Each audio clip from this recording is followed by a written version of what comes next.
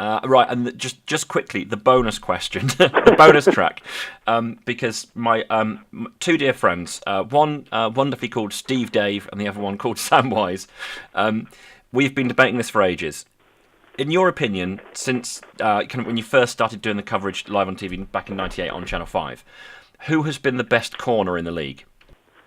Well, I did. I picked a 30-year anniversary team for Lindy's at the start of the year because they'd been putting their yearbook together for 30 years, and so I had to pick a team, and that goes back a little bit before. That goes back to '86. So that, it's a little bit before I started broadcasting, but it pretty much covers the time when American football's been big in this country. And I picked Rod Woodson, Aeneas Williams, and Deion Sanders. And of those three, I would pick Woodson above the other two. Yeah. Well, Rod Woodson is one of my all-time favourites, not least because of his dubious choice of check suits. Some of his sartorial decisions are really dubious. Aren't they? I didn't include that because Deion Sanders would probably beat him in that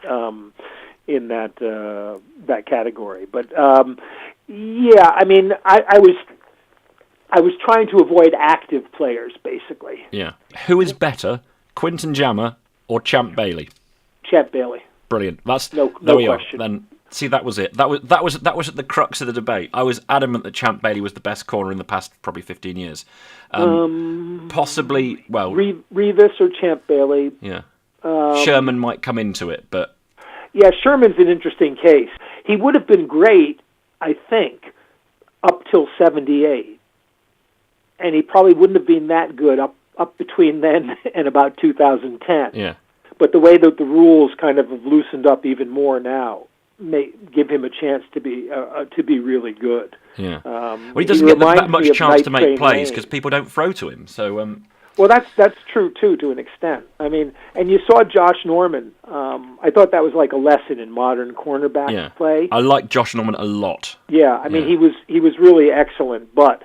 He was excellent by and was basically holding on almost every play. Yeah. He could have been flagged, constantly, and for him to complain about the referee calling him when he was beginning most of his coverage by whacking him in the face mask, and getting flagged for it. Now he cannot expect to get flagged for that is beyond me. But yeah, but I think Rod Woodson would get my vote. I think for the. For the time of my presence in this country. Brilliant. I'm just looking, actually, because I have the thing right here.